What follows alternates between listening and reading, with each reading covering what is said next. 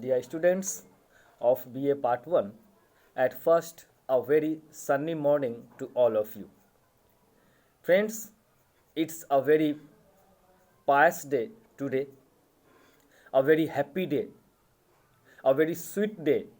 It is today because the whole of the country is celebrating this festival of sun god, the festival that is Makar Sankranti in different names or through different forms.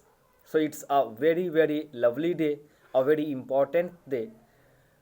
From today, we have ushered into a very different phase of life as our sun god has crossed the Makar line and the sun god has become Uttarayan, and it is considered in Hindu mythology or in Indian mythology to be a very sublime time, to be a very gracious time, to be a very sweet, to be a very pious and holy time. Dear students, in my previous video, I have tried to introduce you to the field of poetry. I have tried my level best to define to you people what is poetry, how it originates, how it comes into existence, which emotion or how emotion and feelings play a very, very important role in the making of poetry. From where poetry comes, what is its source, and what role does it play in the life of a man. All these things related to poetry, related to the origin, related to the making, related to the happening, related to the birth of poetry has been discussed threadbarely. Today, once again, I want to focus this video of mine to the world of poetry. We have discussed that poetry is an emotional outburst. It is the creation of imagination. It is the creation of spontaneity. It is the result of the overflow of our emotions that gather in human mind bit by bit, slowly and slowly. So we had seen that spontaneity plays a very, very important role, plays a very crucial role in the field of poetry, or rather in the making of poetry. Spontaneity. It means poetry is a thing. Poetry is that state of mind which takes place, which happens on its own. You can't make a poet by force. You can't force a person to write a poem. You can't make a poet through some pressure or by some pressure or pressurizing him. It is because it is the emotional outburst. It happens, it takes place, it's a natural thing. Poetry is a natural thing. It is a natural process. It is a natural outburst. It is the natural gushing of the thought and feelings that a poet or that a man comes across again and again in his life. Naturalness is also a very important thing, is one of the important ingredients of poetry. So naturalness also plays a very, very important role in the making of poetry. After naturalness, it is the negation of intellectual activity. This means poetry is considered to be the negation of intellectual activity. This means that poetry is a very subjective thing. It is a very subjective affair. It is very much related to the heart of the poet. However, if it is related to the heart of a person, of a particular person, or a poet, this doesn't mean that mind has no role to play in the making of the poetry, because it is the mind which thinks. It is the mind where ideas take shapes. It is the mind where ideas get cooked. No doubt, the poet takes raw material from the nature, from the society, or the things which he comes across. But all these raw materials he cooks in the oven of his mind, and after the process of cooking, he produces the cooked item before his readers in the form of poetry. But poetry is different from the scientific affair. In poetry, heart or emotion plays a very important role. In poetry, you have to believe. There should be the negation of disbelief, which St. Coleridge says later on in the age of Romantic revival. That is the negation of disbelief. It means in poetry you have to believe. Poetry, like science, does not believe in experiments.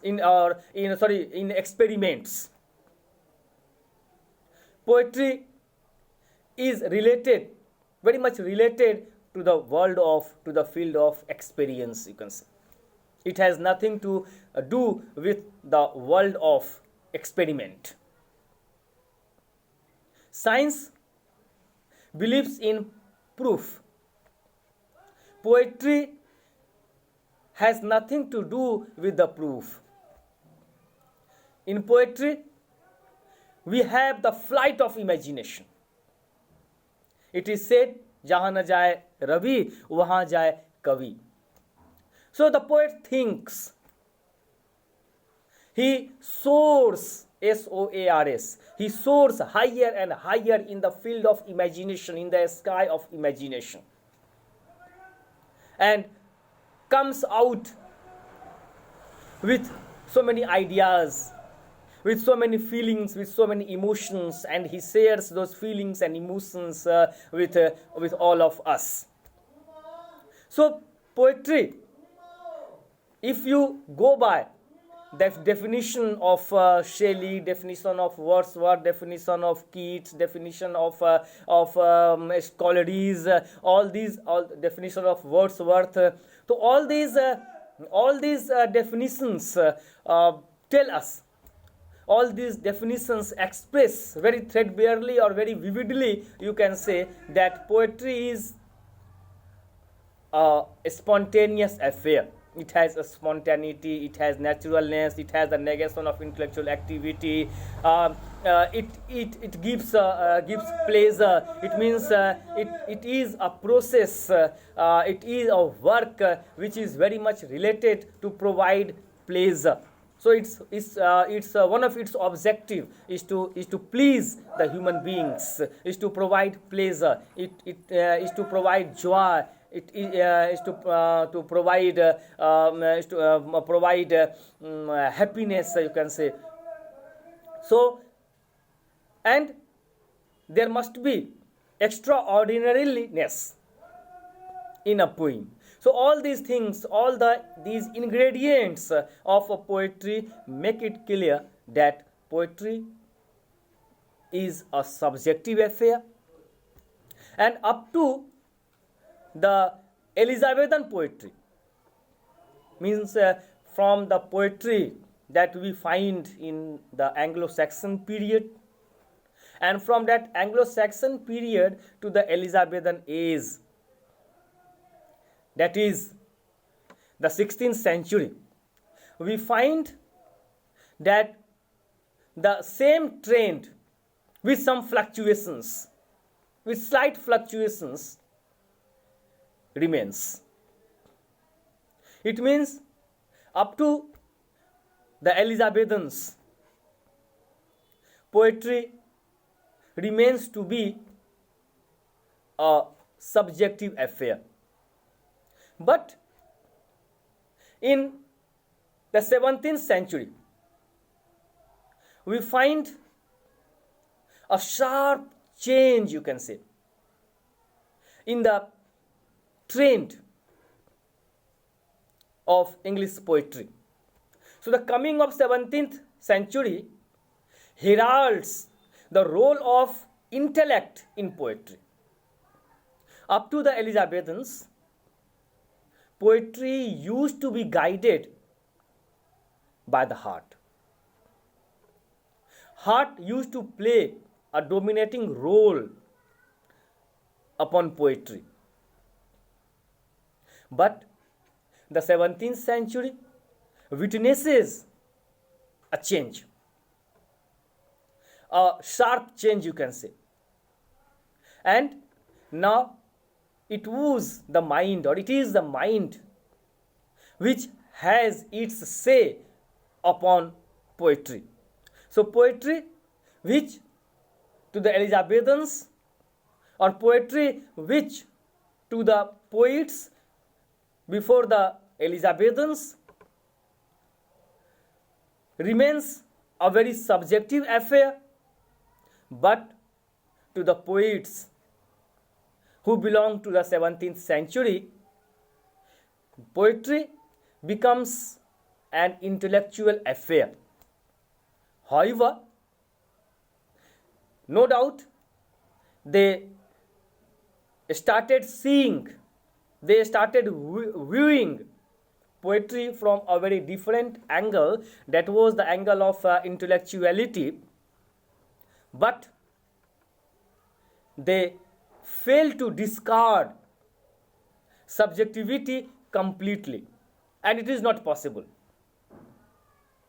When the poetry was subjective during the Elizabethan phase, no doubt there was the role of mind. So mind in the making of poetry. How without mind? How without the application of mind poetry can be created?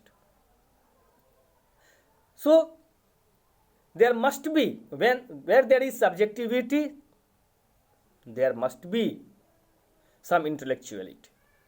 If there is intellectuality, there must be subjectivity. There can't be the complete negation of of the either one. Complete negation नहीं हो सकता है, किसी का भी complete negation, complete अस्तित्व तो उसका हटा देना इट्स नॉट पॉसिबल, यह संभव नहीं है. So the 17th century witnesses or heralds the role of intellect in poetry, and that was the time of metaphysical poetry, and the metaphysical poets play or give scant regard to the understanding of the people. No doubt, if the poetry becomes the intellectual affair, definitely it will be a bit away from the reach, from the understanding capacity of the common man, you can say. So the poetry of metaphysical poets is of course not easily understandable, as is the poems of William Shakespeare or the poems of other Elizabethans, you can say. So that poetry of metaphysical poets, no doubt, is an intellectual affair, and poetry in the hands of metaphysical poets becomes more or less an intellectual activity. The imagination was not totally banished, as I have told you. It is impossible to banish imagination from the field of poetry. But it is the intellectual power, it is the intellectuality, it is the mind that overpowers, that has its hold upon the poetry in the 17th century. Likewise, the journey carries on, the journey of poetry, English poetry rather, which has started from the Anglo-Saxons, comes to the 17th century, and it doesn't stop there. Rather, it continues its journey, and the intellectuality of the metaphysical poets gives place to the verse satirists of the 18th century, when poetry takes a shift from nature to the court of kings and get mixed with the politics of the day, the main purpose of the poets being to please the king. So up to the Elizabethan time, or rather up to the time of metaphysical poets, poetry remains confined to the world of nature. Nature used to play a very important role in the field of poetry. But 18th century finds the town life making its entry in the field of poetry. So the poetry of 18th century is cut off from nature. It gets delinked from nature. It gets related, it gets tagged, it gets glued, it gets stuck to the world of town, to the world of the court, to the world of politics, to the world of royalty. And the very purpose of the poet writing poems during this period is to please the court, is to please the kings. So the poetry of the 18th century has a very different taste. It has a very different flavor. This flavor is, of course, completely different from the flavor of the Elizabethan poetry, or from the flavor of the 17th century poetry, you can say. That is the metaphysical school of poetry. So now poetry in the 18th century becomes the affair of mind. The 18th century poetry becomes court poetry, or the poetry of politics. The prevailing circumstances gives birth to satires, which was a cent% intellectual activity. So when you go through the poems of 18th century, you will find that century, or the poetry of that particular age, or the poetry of that century is almost satirical in nature. And satires are the result of the mind, you can say. They are the affair of mind, you can say. They are mind work, you can say. They are the mind game, you can say.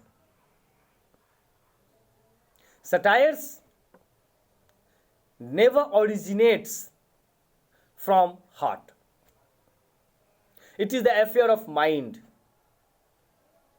So, if you say that the poetry of 18th century is almost mindy, it is a mind game, you can't be wrong. If a person says this, that person can't be wrong in his saying. So, the poetry that was subjective up to the Elizabethans, up to the Elizabethan age, or to some extent up to the 17th century, or with the metaphysical poets, becomes the objective one.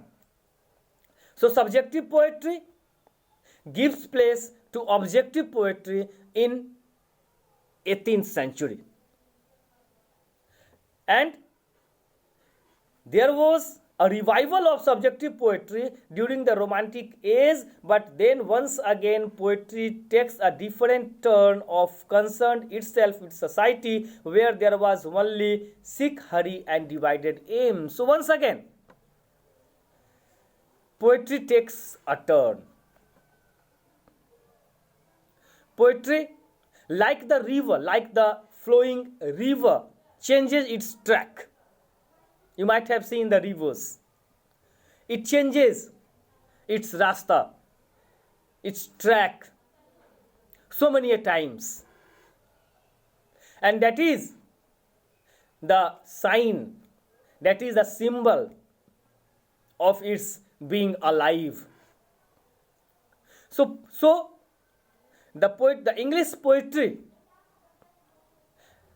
takes its turn once again after 18th century.